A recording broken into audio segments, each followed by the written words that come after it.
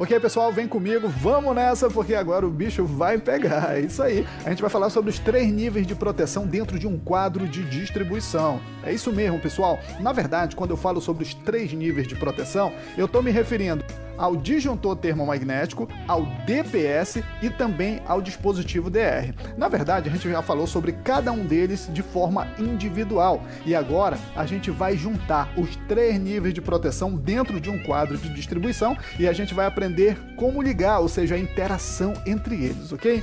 Então vamos nessa, vamos lá, vem comigo, vamos lá para o quadro. Olha só, observando aí 2 trilhos dentro do quadro de distribuição, nós temos também aí 2 barramentos. O barramento do lado esquerdo vai ser de onde vai partir os condutores de proteção. Observe aí que já tem a simbologia do aterramento nesse barramento do lado esquerdo, nessa barra do lado esquerdo. Já na barra do lado direito vai sair o condutor neutro, ok, gente? Então, vamos nessa.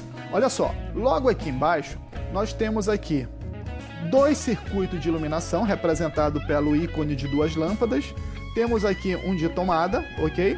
Temos aqui do lado direito chuveiro elétrico, uma máquina de lavar e um condicionador de ar. Então, basicamente, nesse nosso exemplo aqui, nós teremos 6 circuitos, ok, pessoal? Então, nós vamos montar um quadro para alimentar 6 circuitos. Mais uma vez, repetindo, 2 de iluminação, um de tomada, um chuveiro elétrico, uma máquina de lavar e um condicionador de ar.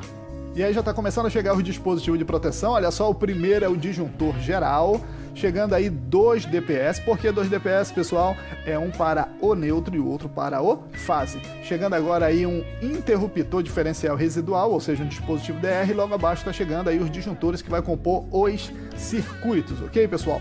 Só lembrando que é um quadro monofásico, portanto, só pode ter circuito monofásico. Não tem como um quadro monofásico ter circuito bifásico ou trifásico, ok, pessoal? Por isso, a gente vai trabalhar aqui com uma fase, um neutro e um aterramento. Tranquilo até aí?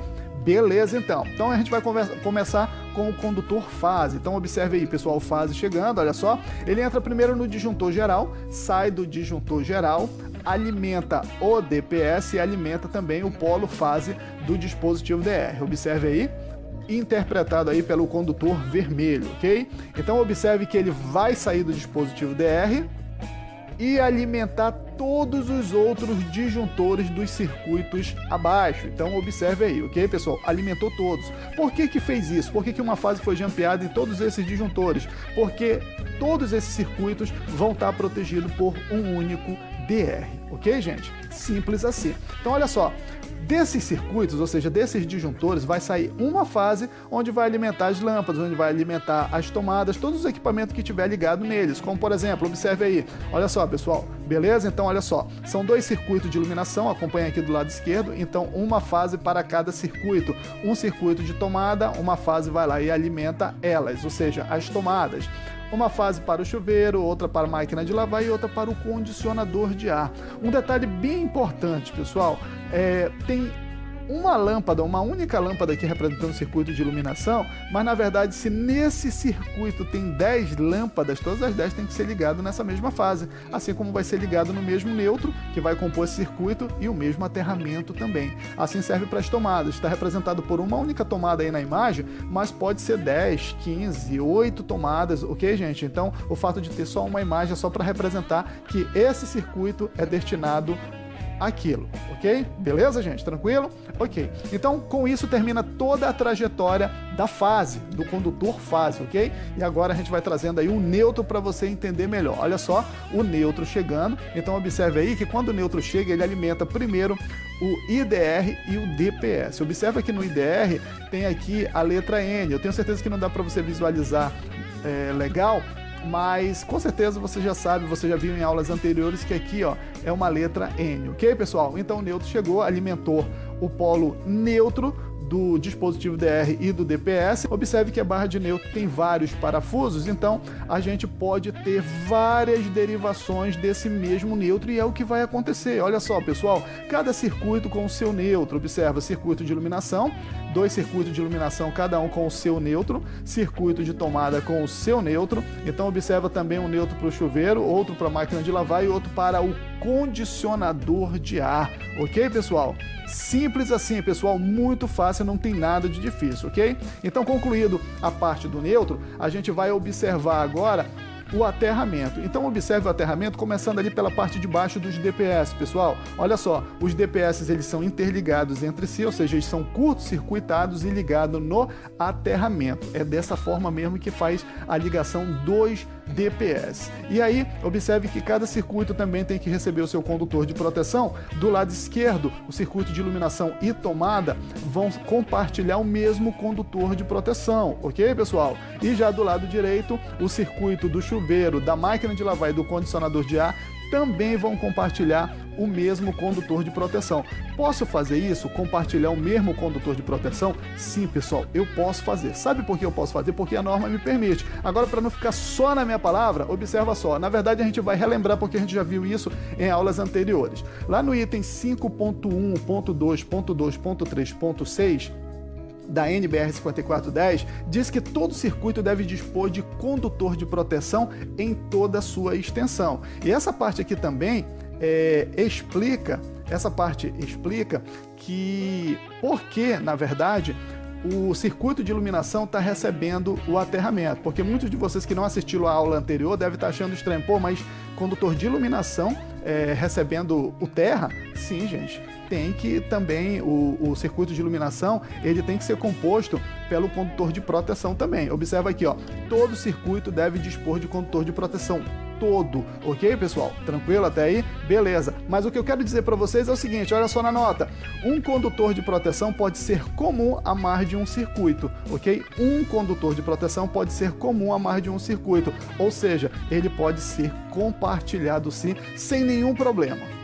Então, agora que você já confirmou junto à norma o que eu acabei de falar para vocês, a gente vai finalizar com um pequeno detalhe. Observe aqui que esses dois disjuntores do lado direito, aqui no trilho de baixo, observe que eles não estão ligados em nada. Sabe por quê, pessoal? Porque, na verdade, eles são os circuitos reservas, ok, gente? Circuito reserva. Pessoal, é muito importante, todas as vezes que vocês forem montar um quadro de distribuição, deixar circuito reserva. Por quê? Para futuras ampliações. De repente, a pessoa, o dono da casa, do imóvel, ele decide construir, aumentar mais a casa, consequentemente vai ter que expandir mais o circuito, de repente compra novas máquinas, equipamentos, precisa criar circuito para esses equipamentos. Então, todo quadro de distribuição tem que dispor de circuito reserva. Por que eu deixei somente 2 circuitos reserva? Pessoal, na verdade, a quantidade de circuito reserva, ele vai depender muito dos circuitos já existentes. Por quê?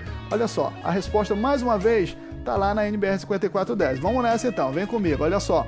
Lá no item 6.5.4.7 diz o seguinte: nos quadros de distribuição deve ser previsto espaço reserva para ampliações futuras, com base no número de circuitos com que o quadro for efetivamente equipado, conforme a tabela 59. Olha só, a tabela 59 está logo abaixo, pessoal. Olha só, tabela 59, quadros de distribuição, espaço reserva. Então, observa aqui que é uma tabela dividida em 2 colunas. A coluna da esquerda diz o seguinte: quantidade de circuitos efetivamente disponível, ou seja, os circuitos existentes.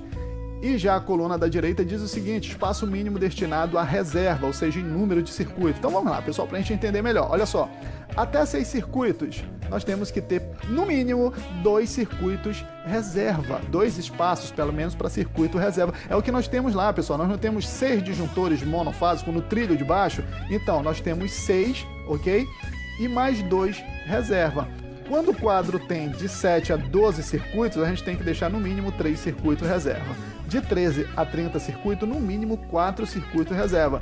E a partir de 30 circuitos, a gente tem que deixar 15% de circuitos reserva, ok, pessoal? Agora, esses valores aqui são valores mínimos. No caso, no quadro que nós estamos visualizando agora, no quadro dessa nossa aula, eu deixei 2 circuitos reserva, mas se eu quisesse deixar 4, eu poderia? Sim, poderia tranquilamente, porque a norma ela me estipula o valor mínimo, ok, pessoal? Tranquilo? Então agora que você já sabe, você já tá manjando, você já tá fera, a gente vai terminando essa aula por aqui, mas a gente se encontra daqui a pouco, pessoal, ainda falando sobre quadros de distribuição na próxima aula. Valeu, gente, até daqui a pouco, um abraço, tchau!